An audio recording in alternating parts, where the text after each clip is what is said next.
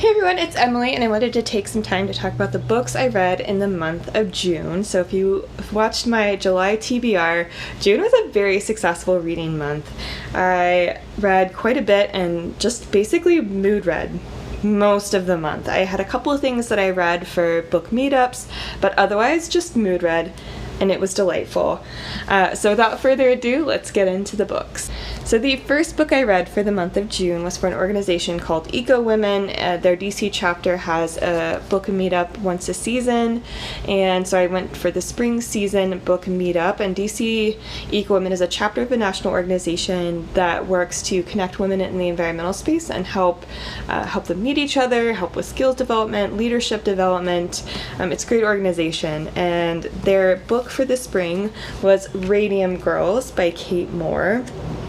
This was an incredible book. So this book was about women back around World War I who worked in factories painting mostly watches, the dials on watches with luminescent radium. And at the time, radium was believed to be a health item. Not only was it to help illuminate things or make things luminescent, but it also was a health thing. It was put in a lot of different products at the time, health and beauty products, among many other things. And so these women, one of the good paying jobs that was available back at the time for women was painting these watches. And they also painted a lot for the military. So around World War I, that was also a huge job, was to paint various instrument dials and things for military equipment. So these women worked in factories, and one of the things they did to increase the volume of output was, and also help the paint go on more smoothly, was put the brush in their mouth, which is horrifying to think about. And so this story follows the women as they began working in these factories, as their health begins to decline, and follows their struggle for justice and to help cover their medical bills and help prevent other women from getting sick from radium. So because it was viewed as a health item, it was very, very difficult for these women, even for doctors or lawyers, to begin to trace what their health problems were. So people just didn't believe that it could possibly be radium.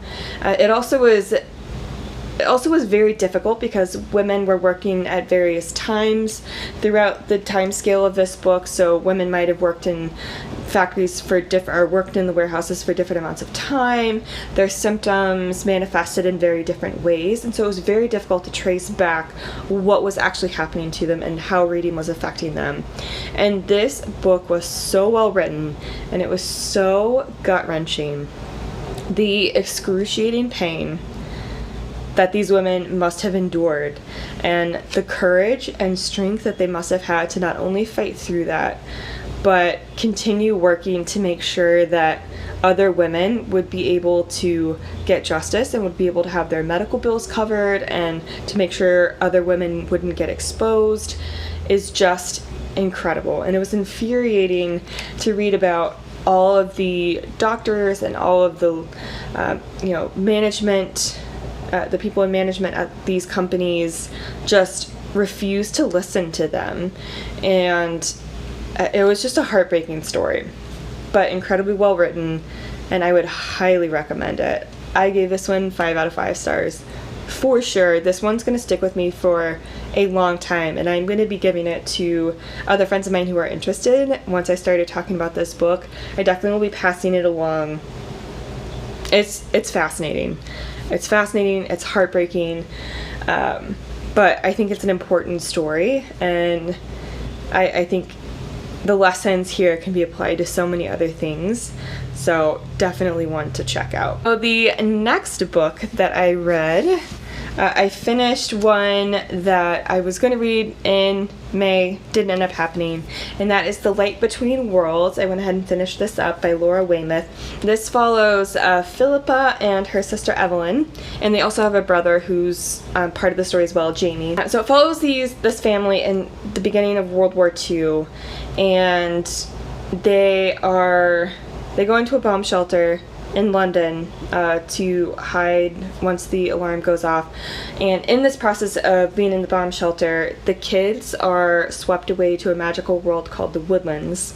And there's war at the Woodlands as well. And these children, it's about these children experiencing the Woodlands, and when they come back to London 6 years later, it's about them trying to readjust to the world. And one of the sisters wants to go back to the Woodlands. The other two don't want to go back. They want to go back to London. They want to go back to their family. So it's a story about found family. It's a story about family in general. It's about finding your place in the world and finding the place that you consider home. So I think I would probably give this a 3-star rating. The writing was beautiful. I really, really liked it. It was pretty lyrical, so it was really gorgeous writing and gorgeous prose. One thing I struggled with was kind of the way the story was told. So it jumps back and forth a lot, which wasn't particularly jarring to me. I thought that was fine, but definitely can be jarring at different times. They kind of tell the perspective from the two sisters, and one sister's perspective is kind of towards the beginning, the other is towards the second half of the book. And so for the first sister, it kind of goes back and forth between a few experiences in the Woodlands and them being back in present day and trying to come to terms with being back in London after being whisked to this magical world for 6 years.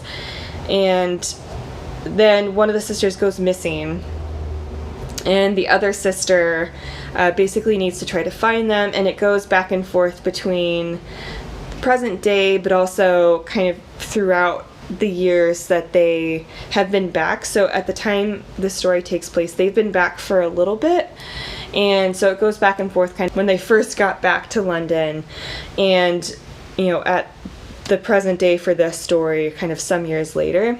It's really difficult to follow kind of where you are in time, and the way it was told with these flashbacks just kind of made it a different story than what I thought it would be. You don't actually spend much time in the Woodlands. You don't actually spend much time dealing with either of the wars that are happening, which I thought was really interesting. What it really mostly focused on was one character's depression and inability to kind of cope with being back in London, and the other two characters, and one sister in particular, trying to help them and trying to find them. And so it's just a different story than I thought it would be, and although I liked the prose, it definitely could be kind of difficult to go back and forth so many times. There really was only one focus and one goal for them that was kind of spread out over a long period of time. And so, there was some character development and some things about the characters that changed, but ultimately it was their mental state and just kind of exploring that.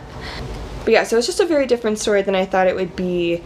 And I do really, really adore some of the friendships and relationships in this story. And it ultimately was beautiful. But as I said, the characters could at times seem pretty one-dimensional. Also, definite trigger warnings for depression, self-harm. So keep that in mind if you decide to read this book. So another book that I read in the month of June, I actually listened to it mostly on audio, was Pride and Prejudice by Jane Austen. And I think I probably have a relatively unpopular opinion on this. I thought it was fine. It wasn't necessarily my cup of tea, I guess. I'd probably give it a 3 stars. I do like Jane Austen's writing style. I did love Elizabeth as a main character. I thought she was super spunky and fun. But I also just, for the most part, throughout the entire story, just didn't particularly care about what was happening. So I just was kind of bored throughout parts of it. I just didn't really care about the relationship between some of the characters. Like I said, I did like Elizabeth. She was awesome. Her getting to, I guess, know Darcy was fun at different times, but it definitely was just about the relationship between these different families and just kind of the drama that happened. And I don't particularly like stories about like societal drama in the sense of, you know, people being the talk of the town and gossip going around town about who's dating who and who's done what, and I just don't really care about that. It's definitely a book about just kind of society at the time and what it was like for women, the pressures that families faced, that women faced, and, you know, I just was bored. So overall, 3 stars. So we also went to a wedding in June, and so I figured it would be a perfect time to pick up the rest of the story by Sarah Dessen. I have been a Sarah Dessen fan for a while. I generally enjoy her books. I find them thoroughly entertaining. They aren't always anything, you know, super surprising or unpredictable or groundbreaking, but they're fun summer stories. They usually delve into things a lot deeper than just, you know, a romance and then like some miscommunication happens and they need to, you know, communicate about something and then resolve that issue, and then that's the whole story. Like, she goes into a lot of deeper issues in her books, and I really appreciate that, but they are ultimately just fun summer stories about young romance. But she deals a lot with, you know, family dynamics, friends, and, you know, good friendships, toxic relationships, you know, loss, grief. She deals with a lot in some of her books, and this one was just a really solid Sarah Dessen story. So this story follows Sailor. Emma Sailor is her name, and her mother died when she was a kid, and she's lived with her father ever since, and she hasn't really gotten to know her mother's side of the family. And one summer, you know, some things happen, and she ultimately needs to stay with her grandmother on her mother's side. And so there are kind of 2 areas on either side of a lake. There's a wealthier area and there's kind of a working class area. Her mother was from the working class area and her father was from a wealthier area of this lake. And so she ultimately gets to know her mother's side of the family. She kind of gets to delve into her mother's world a little bit more and kind of come to terms with some grief that she hasn't really faced so far. And it's just about her, you know, befriending some people that her mother was friends with, and just kind of getting to know the people around her mother's family and getting to know them and getting to know herself and her family's history a lot more. And it was sweet. It was awesome. And the love interest is a boy named Rue, who is just a delightful character. And yeah, if you like Sarah Dessen, I think this will be another one that you thoroughly enjoy.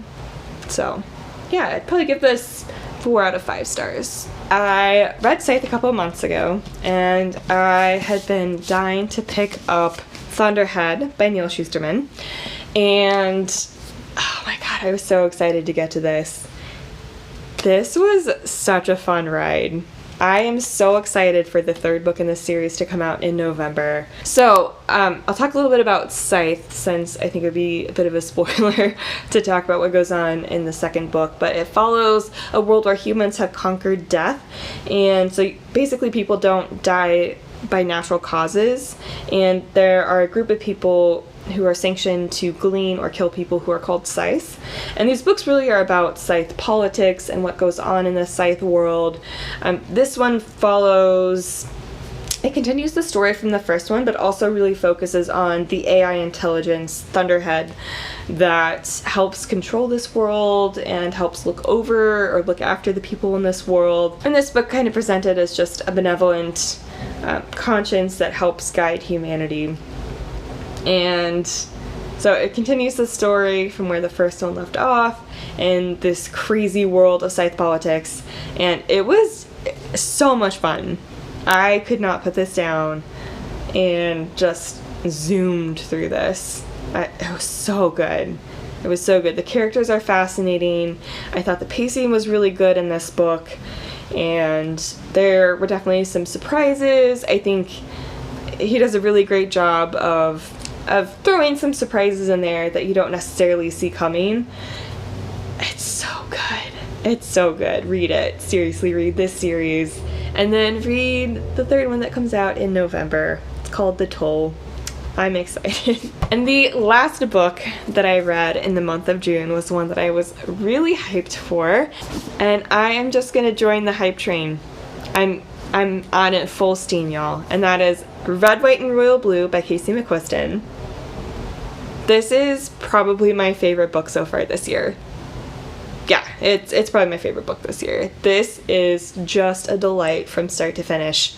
I thought it was perfection. Like, I just thoroughly enjoyed every minute I spent with this book, and I definitely want to reread it.